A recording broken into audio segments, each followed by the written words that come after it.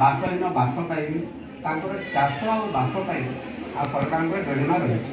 ତା ବାଦରେ ଆମର ଆଦିବାସୀ ଯେଉଁମାନେ ରହୁଛନ୍ତି ଆମର ଏଇ ଜିଲ୍ଲାରେ ଆଦିବାସୀ ଅଧ୍ୟୁଷିତ ଅଞ୍ଚଳ ଆଦିବାସୀମାନଙ୍କୁ ଯେମିତି ଏଠାରେ ଜଙ୍ଗଲ ଜମି ଅଧିକାର ତାଙ୍କୁ ଯେମିତି ପଟ୍ଟା ଦେବୁ, ଯାହାଦ୍ୱାରା ସେମାନେ ଜୀବନ ଜୀବିକା ଭଲରେ କରିପାରିବେ, ସେଇଥିପାଇଁ ଆମେ ତାକୁ ପଟ୍ଟା ଦେବୁ।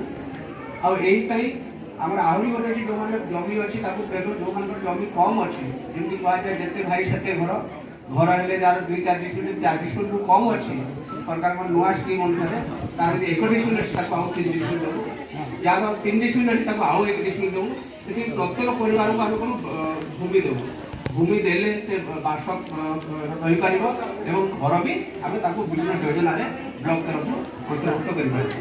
ଏଇଥିପାଇଁ କ'ଣ ହେଇଛି, ଯେତେ ସବୁ ଆଉ ଗୋଟେ କଥା ପିଏମ୍ କିଷାନ ଚାଲିଛି, ଆମର ସମସ୍ତଙ୍କର ଯେତେ ଜମି ଅଛି ସମସ୍ତେ ଚାଷୀ ବୋଲି ଆମେ ଧରୁ, ଆଉ ଯିଏ ଚାଷୀ ତାର ପିଏମ୍ କିଷାନ ଇନ୍ସୁରାନ୍ସରେ ଅନ୍ତର୍ଭୁକ୍ତ ହେବ। ଆଉ ସରକାର 5,000 crores ଇନିସିଏଟିଭ୍ ଘୋଷଣା କରିଛନ୍ତି ଚାଷୀମାନଙ୍କୁ ଦେବା ପାଇଁ। ତାହେଲେ ଚାଷୀ ତାର ରେଜିଷ୍ଟ୍ରେସନ କରିବ, ଯେତେବେଳେ ଚାଷୀ ତାର ପଟ୍ଟା ତା ନାଁରେ ଥିଲେ ସିନା ରେଜିଷ୍ଟ୍ରେସନ କରିବ। ସେଥିପାଇଁ ଏଇଟା ଆମେ ସବୁ ଆର୍ଆଇକୁ କହିଦେଇଛୁ ଯେ ଯାହାର ପଟ୍ଟା ଅଛି, ଯିଏ ଲୋକ ଅଛି